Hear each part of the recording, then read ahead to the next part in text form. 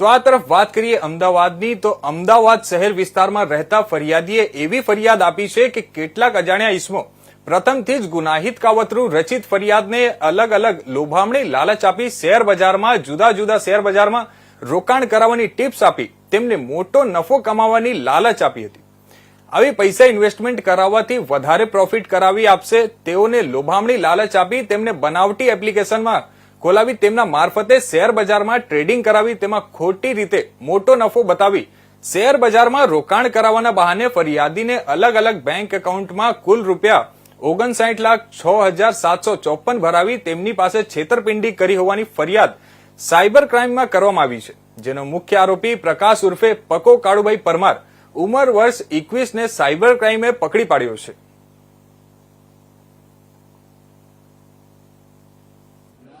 Ahmedabad cyber crime ખાતે ફરિયાદ નોંધાવવામાં આવેલી હતી, જેમાં વિક્ટીમને પહેલા એક સોશિયલ મીડિયા માધ્યમે એક એવી એડ મળી હતી કે કોઈ વોટ્સએપ ગ્રુપમાં જોડાવ તો તમને ત્યાંથી શેર માર્કેટમાં ઇન્વેસ્ટમેન્ટ કરવાની ટિપ્સ મળશે. જ્યારે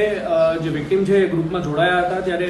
એ ગ્રુપમાં અલગ અલગ મેમ્બર હતા કે જેમાં એમની ટિપ્સ ફોલો કરવાથી ઘણો બધો પ્રોફિટ થયો એવા સ્ક્રીનશોટ નાખવામાં હતા. એટલે ઇનિશિયલી જ્યારે ફરિયાદીએ આમાં ઇન્વેસ્ટ કર્યું હતું તો એમને પ્રોફિટ મળ્યો હતો.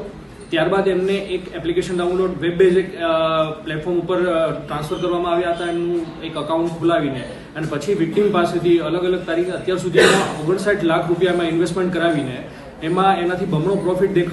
દેખાડીને વધારે પૈસાની માંગણી કરવામાં આવતી હતી. જ્યારે વિક્ટીમ આ એપ ઉપરથી પૈસા વિડ્રો કરવા જાય છે ત્યારે વિડ્રો કરી શકતા નથી અને એમને એવું કહેવામાં આવે છે કે વધુ પૈસા ભરો ટેક્સના નામે યા તો કોઈ પેનલ્ટીના નામે. એટલે ફરિયાદીને ખ્યાલ આવ્યો કે એમની સાથે ફ્રોડ થયો છે, જે બાબતની ફરિયાદ એમને 13 જાન્યુઆરીએ Ahmedabad cyber crime police station ખાતે નોંધાવી હતી. તો આ ફરિયાદમાં આગળ જે અકાઉન્ટોમાં પૈસા ગયા છે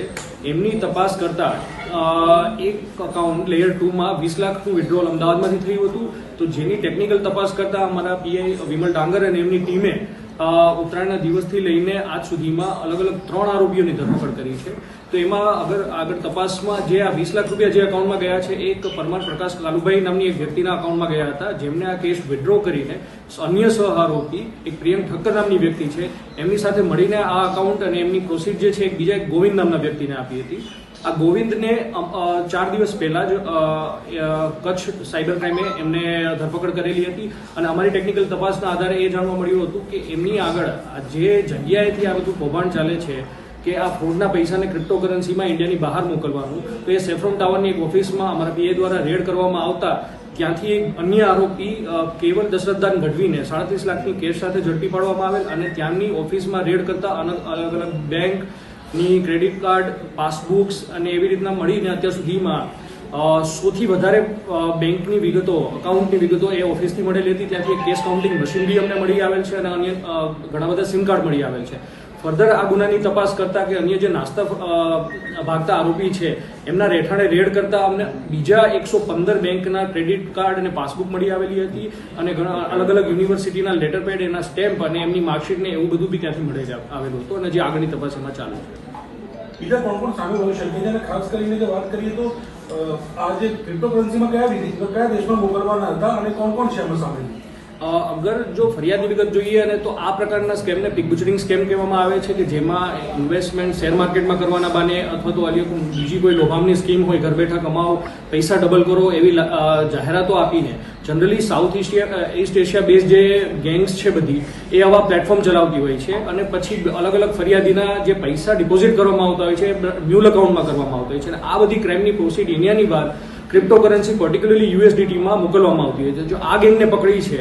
એ ગેંગનું કામ હતું કે આ ક્રાઇમની પ્રોસીડ આ બધી ગેંગ માટે યુએસડીટીમાં કન્વર્ટ કરી કમિશન બેઝિસ ઉપર દેશની બહાર મોકલવાનું. તો હજી બી અમારી તપાસ ચાલુ છે. આગળ અન્ય આરોપી જે આમાં સંડોવાયેલા છે એમની અમે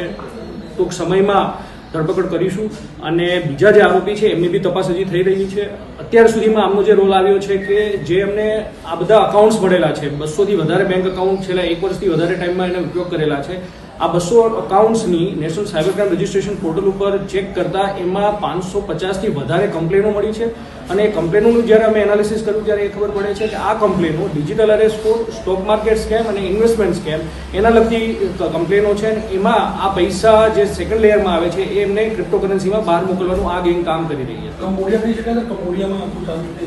હા, કંબોડિયા વિયેતનામ, મ્યાનમાર અને લાઓસ ત્યાંની બધી જનરલી આ બધી ગેંગ હોય છે જે આ બધા ક્રાઇમ કરતી હોય છે અને એક અન્ય ઇન્ડિયન એજન્ટ મારફતે ડમી એકાઉન્ટ મેળવતી હોય છે અને આ જ ઇન્ડિયન એજન્ટો એમને આ ક્રાઇમની પ્રોસીડ છે ક્રિપ્ટો કરન્સીમાં કન્વર્ટ કરી દેશની બહાર મોકલવામાં મદદ કરતી હોય છે. આ લોકો કેટલા મળે કમિશન પકડાયા છે લોકો? અત્યાર સુધીની તપાસમાં આવ્યું છે કે જનરલી ક્રિપ્ટોકરન્સી ટ્રાન્સફર કરવામાં આ લોકોએ દર